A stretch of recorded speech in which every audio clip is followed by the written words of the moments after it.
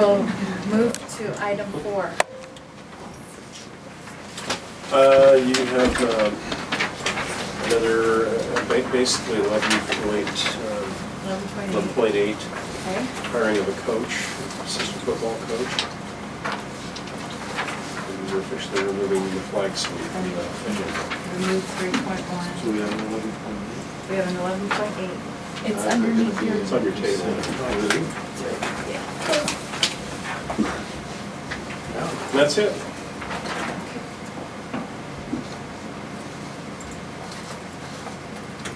Do a motion to approve the agenda. I'll make that motion to approve the agenda as amended. I'll second. All in favor? Aye. Approval of minutes. I move that we approve the minutes of July 11th, 2016 as presented. I will second that. All in favor? Aye. Correspondence. I have none, Madam Oh, Chairman. I'm right. Okay. You're my third. Thank you. No correspondence? Oh, ma'am. Public comment. Reports. Mrs. McKellar. Good evening. My name is Sheila McKelly. I'm here to notify the school board of my efforts to reactivate the Lakeview FFA Alumni Association. I have begun a membership drive, and I have plans in the works for a couple of fundraising events over Roundup. As in the past, the Alumni Association will support the Lakeview FFA chapter by helping to fund travel expenses, jackets, maybe scholarships once we get going.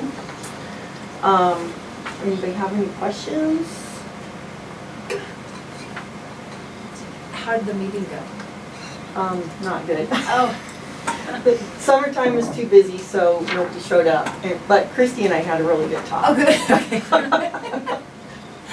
Yeah. Yeah, okay. It looked like to me at the FFA back that there was a lot of interest in the fall. In the fall. Conversion to the library, so. Yeah, there seemed to be a lot of interest. So what I'm hoping to do is to actually go outside of the community to the really alumni who are out of town that want to keep up with what's going on here in Lakeview and get them involved and maybe get some support from them. Because we support a lot here in Lakeview, so we need a bigger pie. Thank you for doing I that. think it's great. Thank you for doing it, Sheila. Okay. And the support, I'm sorry, the support was going to be through travel costs, uniforms, what other things did you say? Jackets and maybe scholarships. We could go with that again. So how long has the alumni association been inactive? For about a year and a half. And so is there, I didn't realize that was, does that involve us? I mean, it's kind of its own entity, right? Yeah. It is its own entity, Kind of yeah. like Booster Club, its own entity. So this was information letting us know that Okay. she's starting it back up. The role is similar to a booster club. You don't have that.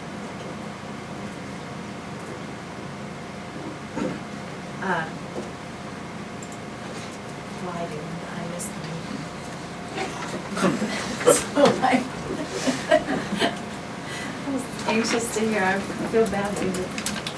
That's okay, we'll have another one real soon. Okay. Let me know too. Oh, I'm an alumni, so, yeah, yeah. for sure. Well, didn't you send the check? It's in the same email, Yeah. it's just a first member of the alumni. Right.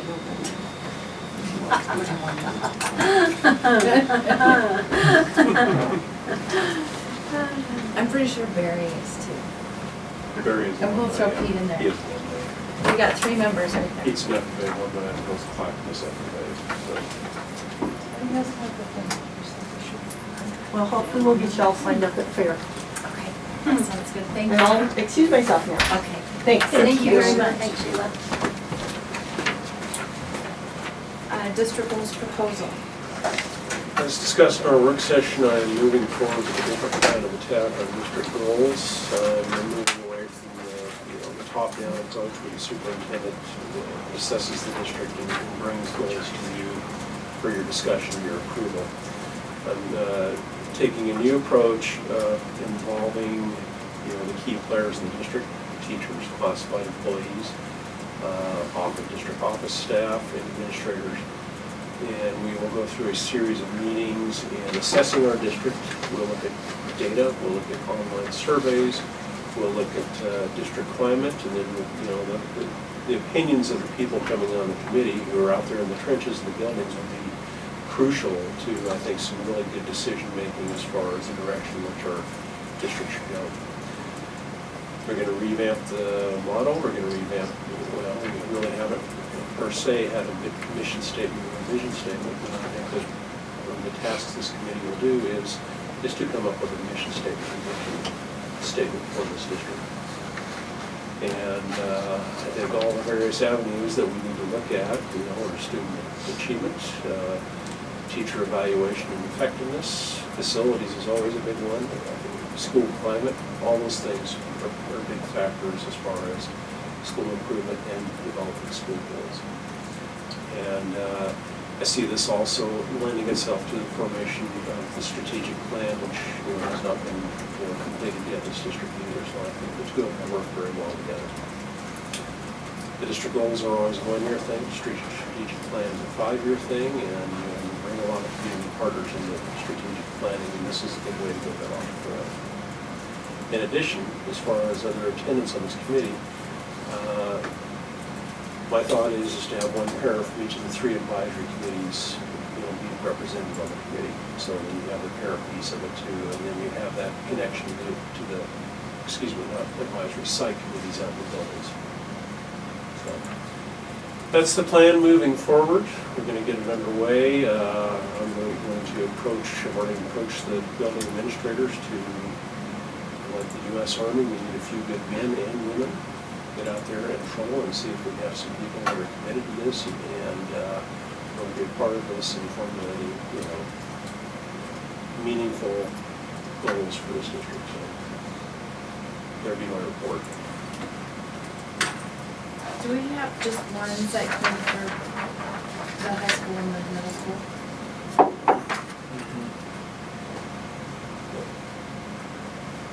One at LHS DMS, one at Fremont A, and one at Eaton School. Those are the 3. I wonder if we could get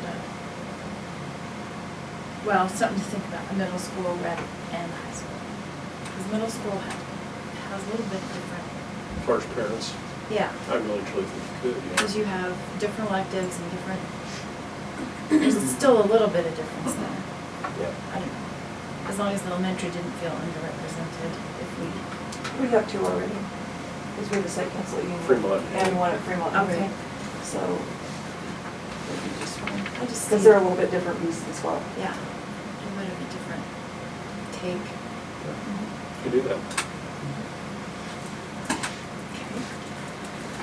Thank you. Is there any questions? All right. OSBA Summer Conference Report. You want to go first, or me to go? Did you? Always a good conference.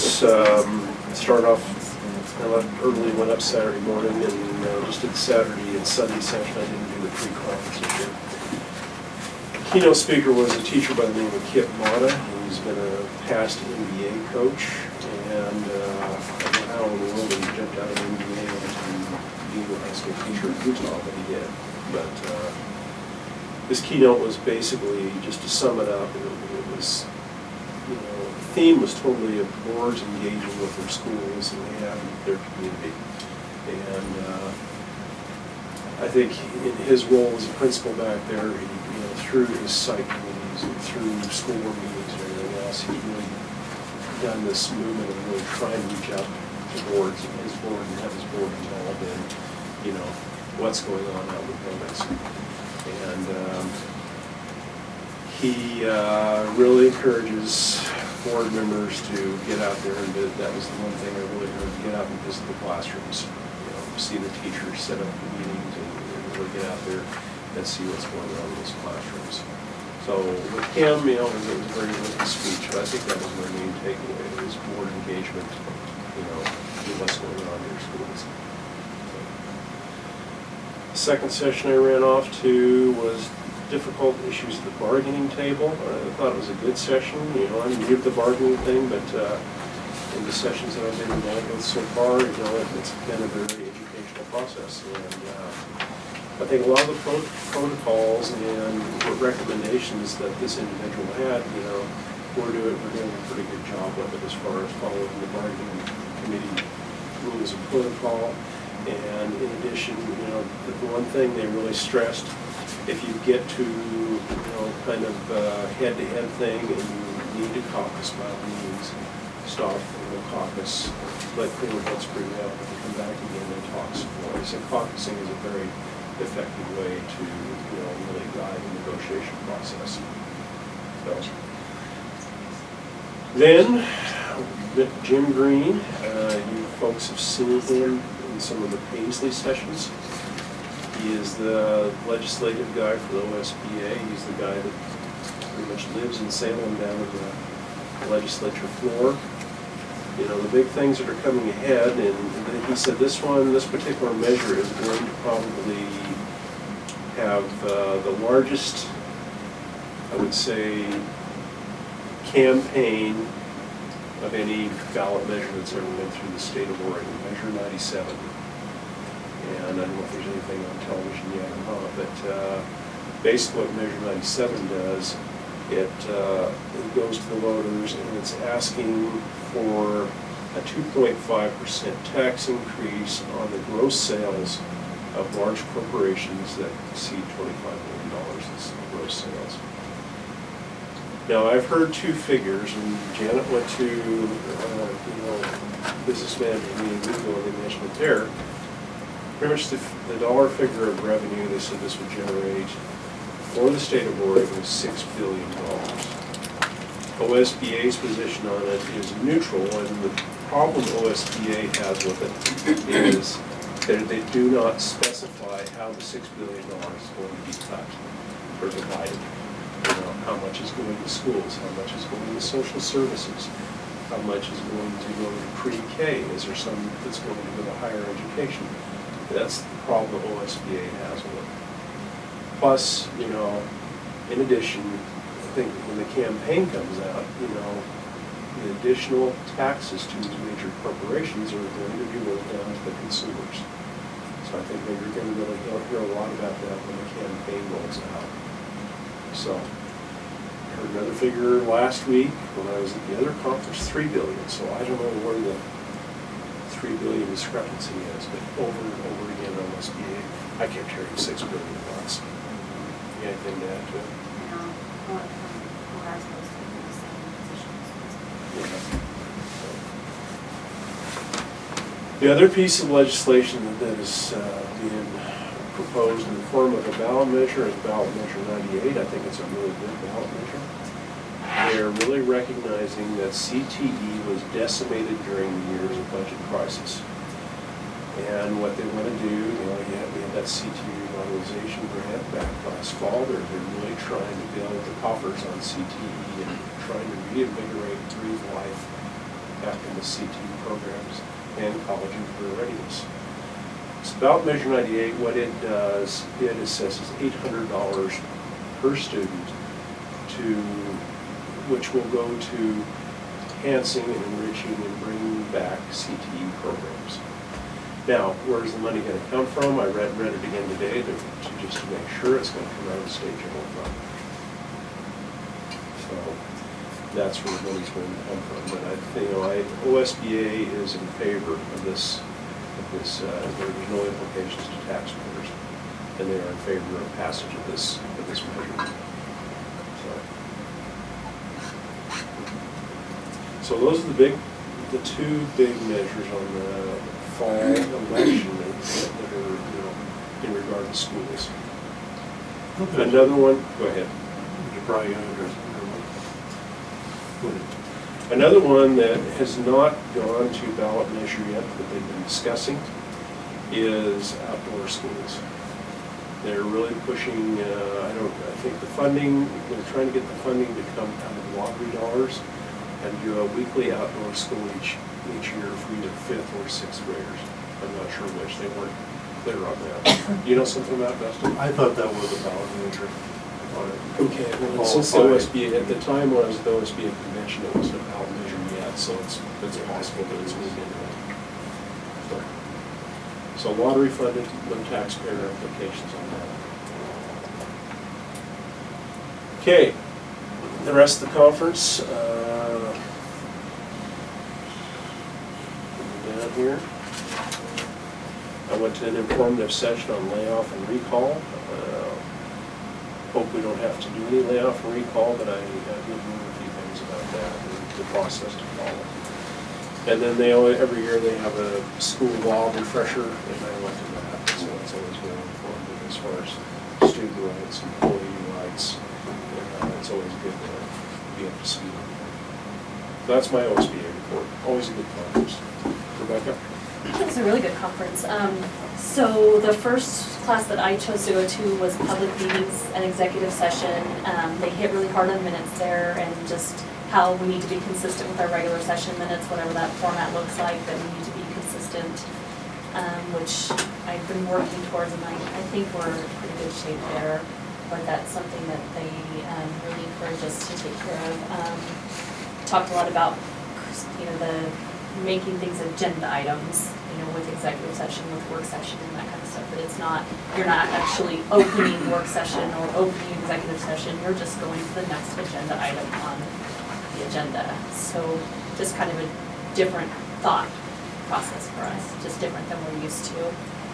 The next thing I went to was public records, and they just really want to make it clear that everything we have in hard copy or electronic is a public record.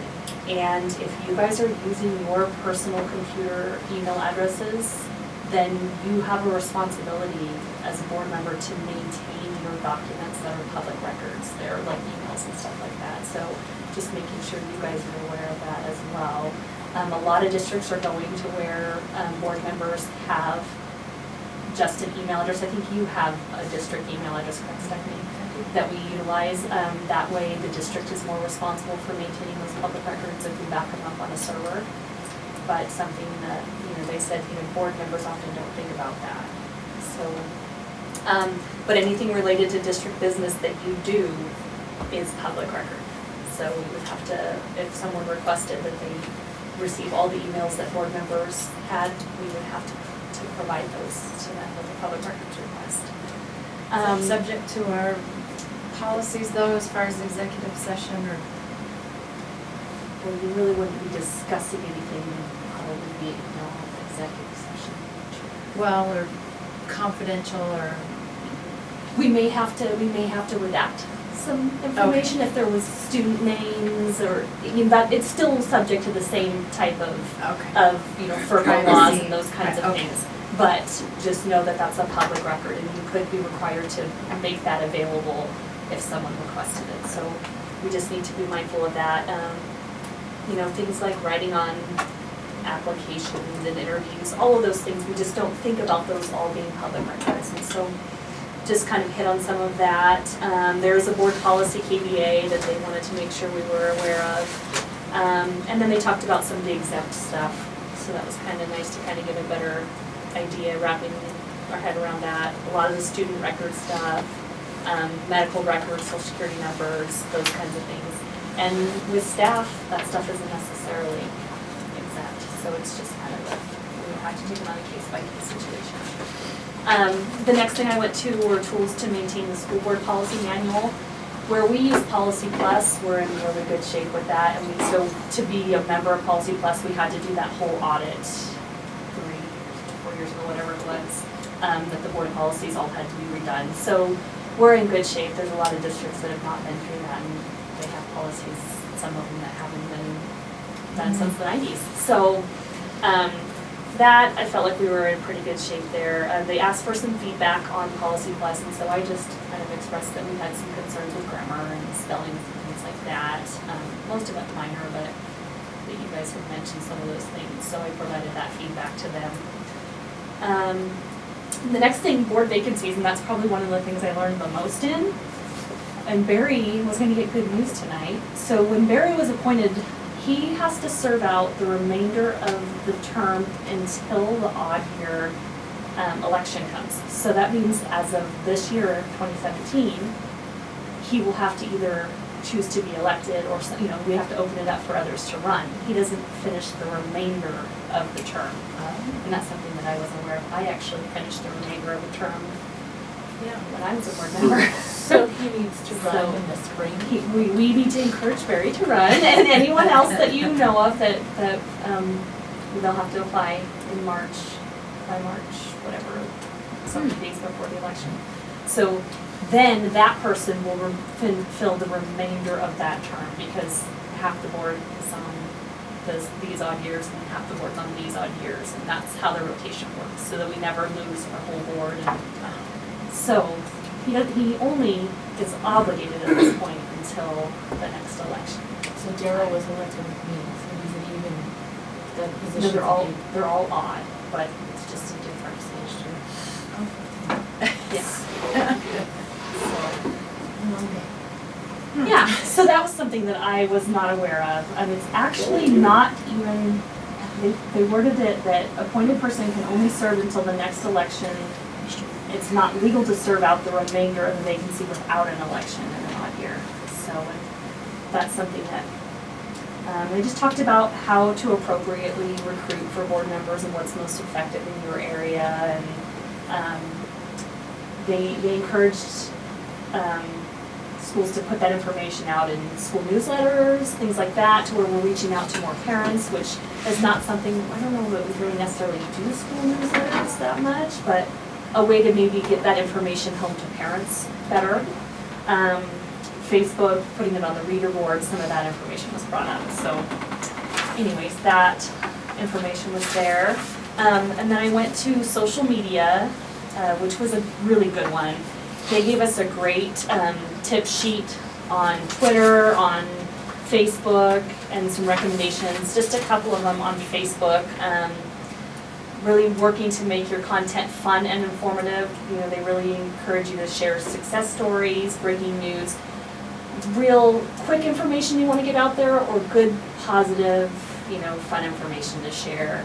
To limit the number of posts, they recommend that we don't post more than twice a day ever, and that we post ideally about 6 times a week at a maximum. That's kind of their recommendation.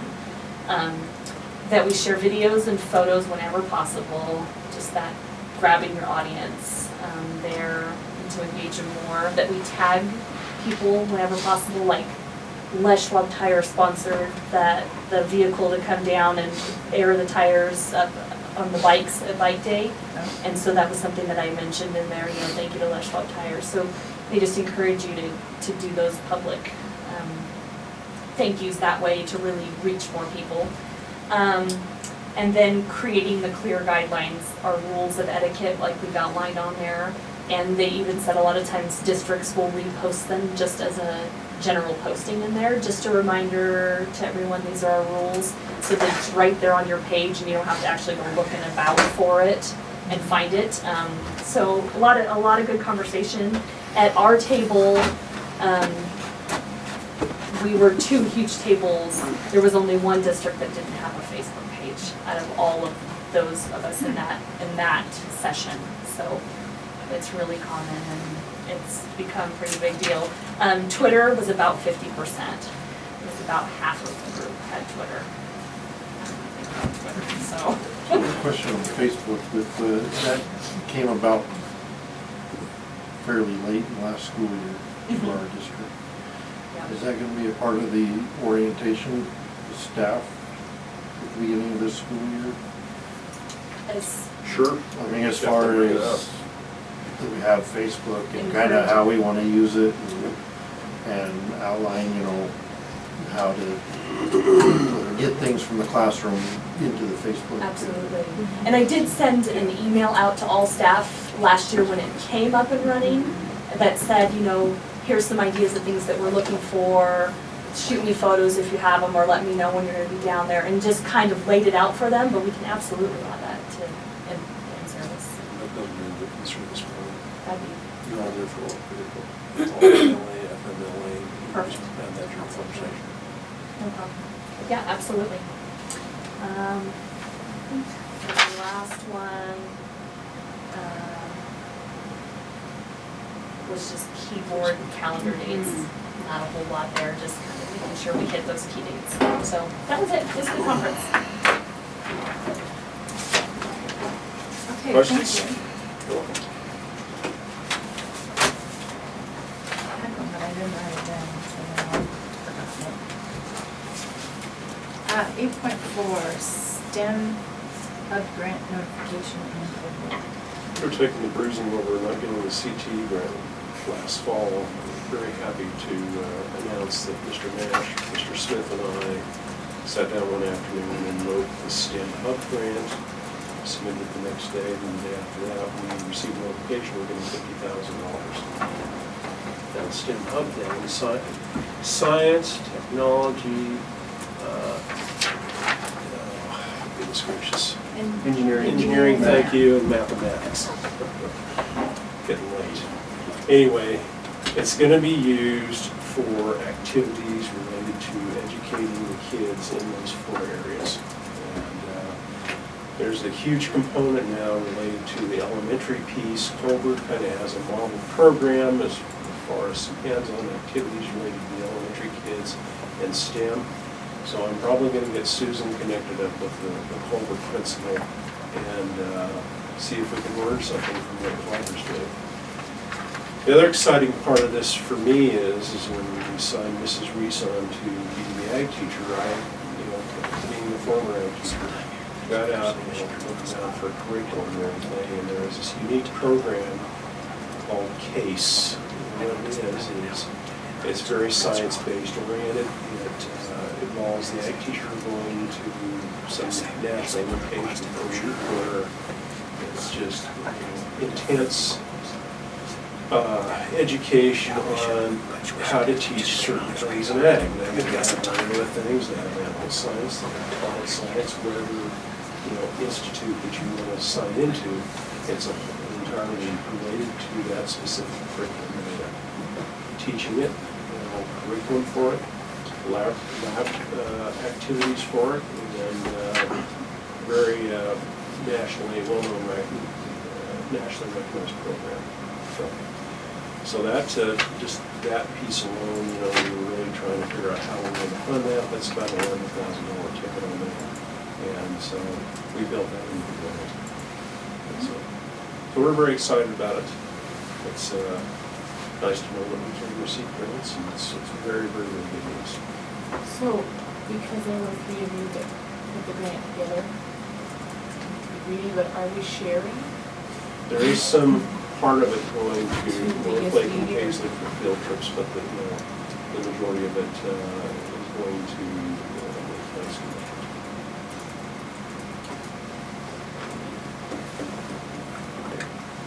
So pretty exciting stuff. Very happy about it. Are we in all this year, or is it a 2? All this year.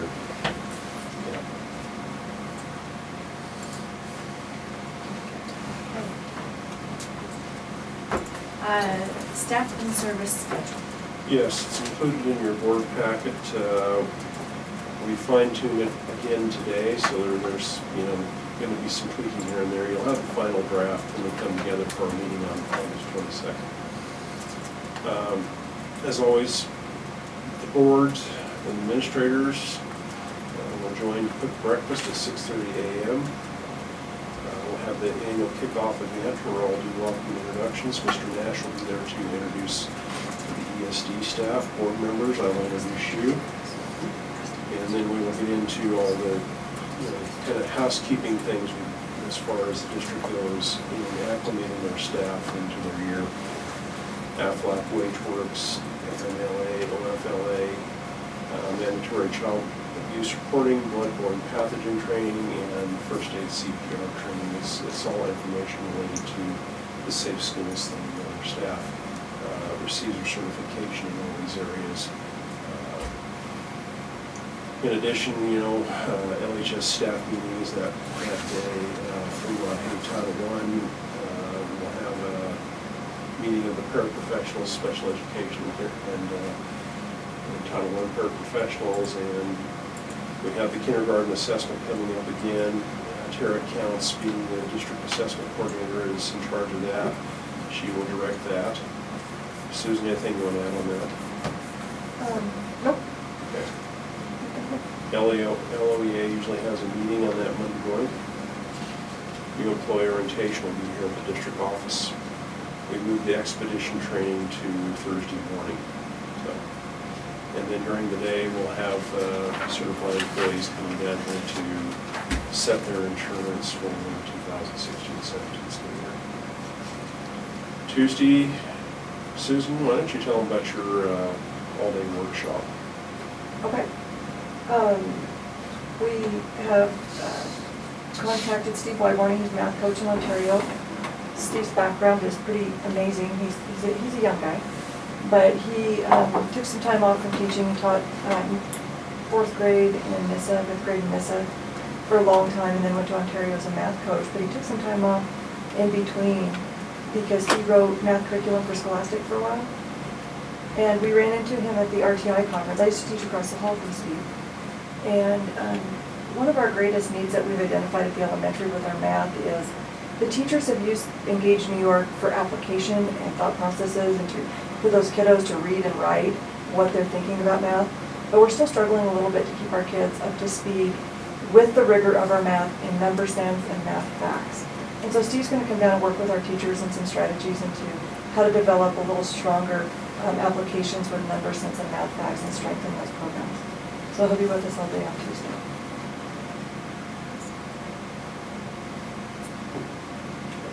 So it should be Questions? Good in service, so. Yeah. More time for insurance that day for other employees. Jesse's going to have a meeting that day. And then we'll have CPR and we'll have some things at the bottom to bring those certifications up on that. More teacher meetings on Wednesday. And then Thursday, we'll have the expedition training and Lonnie Chavez, the CPI thing, is a restraint training thing for all the paraprofessionals and special ed staff. You have to be certified in that in order to, if there's any way, form, or fashion where you have to restrain a child, you have to have that certification. So that's what that CPI is, what the acronym means. Susan and Jesse, remember what the acronym is on the CPI thing? So pardon me for not knowing that. Not coming tomorrow. So that's the in-service in a nutshell. Got the final copy on the August 22nd meeting. Questions?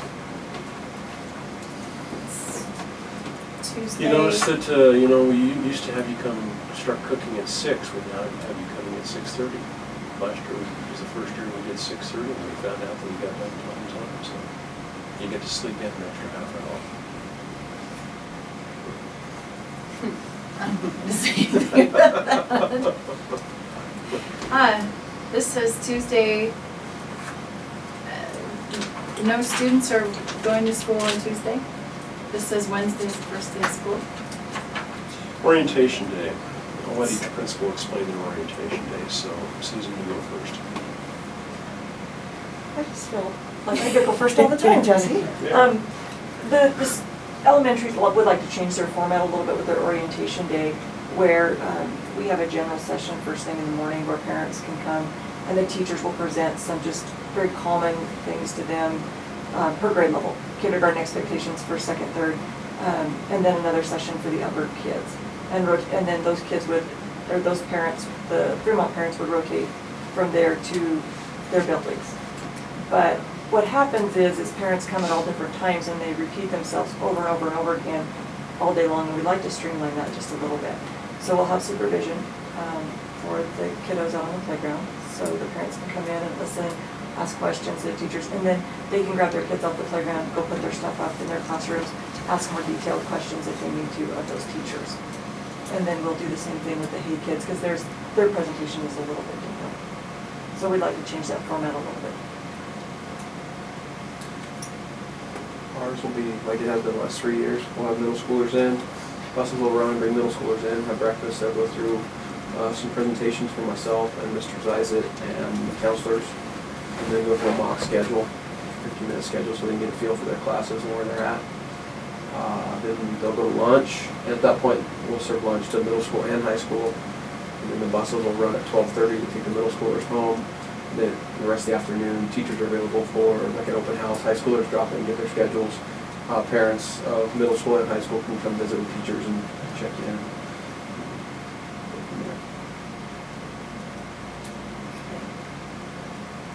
Does it say the time? I'm not seeing the time for the elementary school. Is there not a time? We haven't done that. There was senior Planning. registration. So what the high school kids have to do on Tuesdays, pick up their schedule before 3 o'clock? Yep. Do the walkers that day too? What's that? They do their walkers that day too? Yeah, they get their lockers, their schedules, I mean, it's an open house, they can come and kind of get organized, get ready, meet with their teachers if they want, go visit them, parents can come. There was a little confusion with that in the last couple of years. Okay. So, Yeah, but it's out there, we got it too, for registration, so people know, I think, so when we go register, we'll be told what to do first. yeah, they're working out on what it is. Yeah.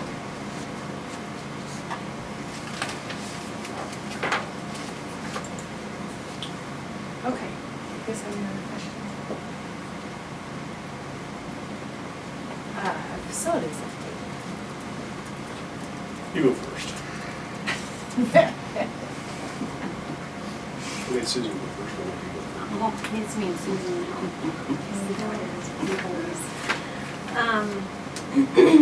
Well, let's see here. The first soccer field, this one right up here, that one's been kind of put on hold for right at the moment. I've got a permit coming. I'm working on a permit for the big poles down here at the end of this field, so I'm not replacing houses and that sort of thing. So that's in process there. And then we'll get the scoreboard up. Mr. Zizet and Mr. McCall have been working together to kind of coordinate what games can be played on the field out here. It's playable. We just put new grass around the edges, things like that. Trying to keep that from making it, tearing it up, since we just put that new grass down around the outside edges there. Other than that, it should be playable. We're just picking and choosing, basically. Where would our other games be? Like we've had on the softball or baseball field. Baseball. Yeah, baseball field. But the entire playing surface is there, right? It's just the edge that is Well, new? remember we widened it out also because we were short on length. If you recall, we were short on the length. So we widened it out. So there's part of that playing surface has brand new grass on it. So it'll be fine. The coaches and Mr. Zizet and we all come to an agreement that playing time can be put on it. It's just we're There will be gonna some monitor it info, and we're gonna watch that so we don't tear up the grass. So it's taking hold very well because we did get it planted pretty early. We're just gonna be cautious on it. I guess I just thought it was all the border. No, remember we had to lengthen that field out last year, and so by the time we lengthened that field out, then we couldn't put any grass down because it was fall. So we wouldn't have had, time to grab hold on the roots. So we did it as early as we could at the beginning of summer. And the permit will have the poles in. The permit will put the poles Soon? in. I have to get signed off with the town of Lakeview because of the city piece of it. Right. So it's going through its hoops, essentially, at this point. But we have Surprise Valley Electric lined up and then place those poles. We have the net. So but by school starting? We're hoping to. I think, what'd you tell me, Rusty, the 6th or the 5th was the first game? 6 is the first game. So we're trying. I mean, Oh, I know. yes. I mean, we're trying to get it to happen that quickly. I'm just not gonna promise that. If not, we'll just shoot at the one end. Yeah. Be like an offense, defense, be like half court. Half court You gotta go half court, play soccer. Never switch sides. Then we'll go skins and shirts too, what the heck. Then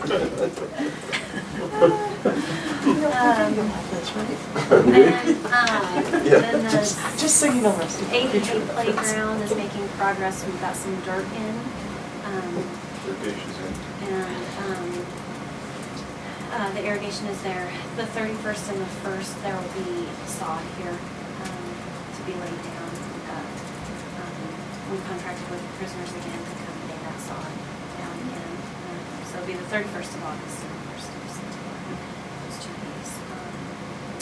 And we're just taking that piece by piece. Basically, as much as my guys can handle is how much we can get done. So at this point, with that piece of it. But we're not going to use it, we're gonna leave it and fence it or do Yeah. something different, because we don't want those kids on that brand new side. That will tear it up, essentially because of the fact that we won't have, I mean, it has to sit there. And the But we maintenance do have discipline- that other side that is adjacent to it that is, they will still use. They Yeah. also So what's it gonna do for recesses out there on the inclement weather? That's one of the reasons we pushed so hard to get this sod in, is so we didn't have to deal with mud for an entire year out there. It won't change recesses No. really at all, because it'll either be fenced off or it'll just be kind of, we're just gonna have to monitor it as far as supervision. And they just go to the grass. Even when we were pulling out that asphalt this spring, the kids were great about staying off, when they had graded it, staying off of it. I just had a kid ask, why the heck do we need more grass? Because we have a lot less broken arms from grass than we do asphalt. But the maintenance crew has worked really, they had some other issues and they worked really hard and been great working, with Janet back and forth. It's been a push. And they're dealing with soccer camp this week. They're at 80 Hay and Sam's working around their schedule a little bit, trying to help accommodate community activity as well. The phone system, the intercom system is flying. We're probably gonna be right up against in-service that they get it put in. But that's the goal, to make sure that we get that. It might spill over a little bit into the school year, but for the most part, the cabling is done, the wiring is done, for the most part, I should say. Evan has been working on that. So, right now, I think that's all the facilities that we have going on. Good fun, Joe. Busy summer. That's it? Busy summer for that, for Janet. Yeah. Good job. Okay, financial report. All right, if you'll pull up your revenue there, I don't know what page it is now. I don't know if I'm doing it now. 41. We're going Okay, sure. 41's revenue. Okay, so, as of right now, these are unaudited financial statements. We're only partially audited. The finish up of the audit will be in September, second week of September. So we had anticipated $7,458,320 is what we projected with our budget. And that's not including our beginning fund balance, that's just straight up revenue. We actually came with a total of $7,876,919, so about 400,000 above. However, we do have, you'll see there's a negative 402,000 in there. So in May, we talked about how we were gonna have that true up from 14, 15, and Bless you. 15, 16, bless you. With the state school fund, the kindergarten count messed us up. So that essentially, that 402,000 is where that stems from. That's basically a state school fund payment that should hit in May, should we not have had any issues with the past year, okay?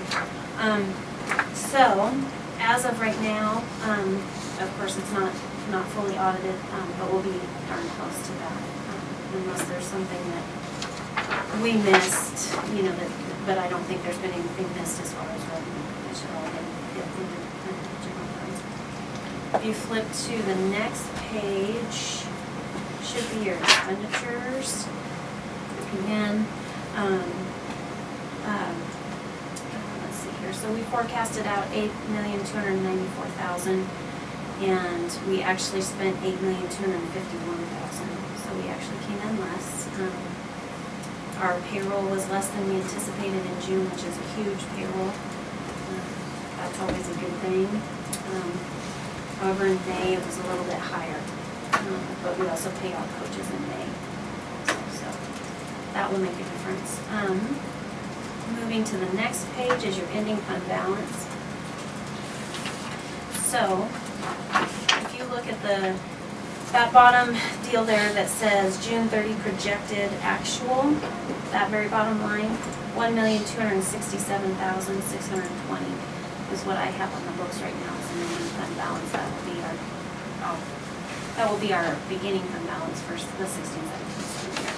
Now, again, unaudited, so there might be a little bit of movement, but I don't foresee much. We did all of our transfers.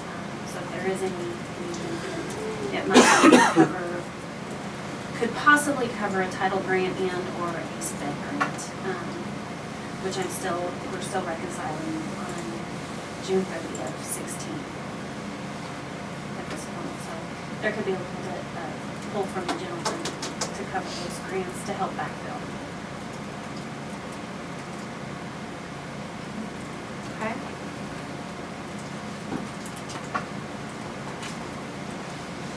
All I got. Okay. Old business. I have none. New business, 10.1, classified staff retirement approval. In your packet, you will see a resignation and a retirement from Estella Platt. Estella has been in the district for 15 years and 16. Okay. She wrote 15, but Okay. Patty confirmed it's actually 16. Okay, let it be officially on the record, 16. Anyway, Stella has been capacity cook all that time, dedicated employee, just wonderful person, and I wish her well in her retirement and congratulate her on a job very well done for these last 16 years. So, Jesse, would you like to comment? No, just echo that. She's going to be missed. We're going to miss those delicious lumpia she makes. So good luck to Stella. Yes. I have you approve the retirement of Estella Plata, with our sincere appreciation for her 16 years of service to the district. Second. Okay. All those in favor?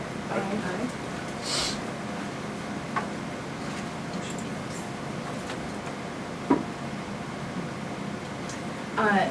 Leadership plan course statement. Well, Ruth Ann is not here, so I have to turn that over to Jesse. So you'll see in there, it's a plan course statement for an elected class that Ruth Ann is wanting to add. Basically a student leadership class that's going to fall in the student government department. You can kind of go through the standards that she has in there, and the overview is the purpose of leadership is to introduce and advance leadership skills while students plan for, run, and evaluate most activities within the school. Community service and school improvement projects are also part of the class. Kind of in conjunction with ASB, I think that they're going to be, I anticipate many, if not all the ASB kids will probably be in that as part of that leadership class, and building that kind of school spirit and idea of being healthy school leaders. So we're excited about it. We've got pretty good numbers signed up. I don't know exactly what those are right now with registration going on, but pretty exciting. I think it's going to be a great class. Kids will enjoy it.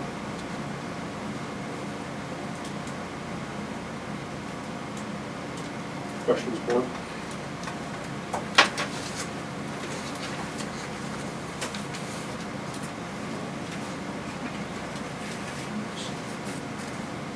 Was it's very detailed. Is that kind of We need a motion. Okay, I move that we approve the leadership plan for state places. I'll second. Any further discussion? All those in favor? Aye. Consent agenda.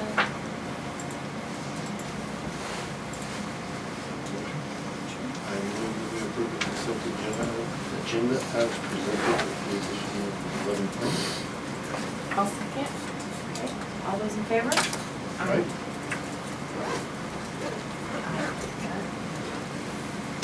Announcements. Yes, as stated a while ago, we were talking about in-service week scheduled, district kickoff breakfast, Monday, August 29th at 7:30 a.m. And then our responsibility, all of us, administration and the board, work to the cafeteria at 6:30 to cook that breakfast. So, second announcement, 12.2. Each year, OSBA has the fall regional meeting. Very, very good source of information. It's at Paisley, Tuesday, October 25th, 2016 at 6 o'clock. And of course, dinner is always served, to be honest, but a pretty fine meal, so. Jim Green, you know, who I spoke to a while ago at the OSBA convention, he usually comes and gives you very, very good legislative and policy updates. So always look forward to hearing from Jim. That's my announcements. Okay, next board meeting agenda items. Do we have any more staff to approve?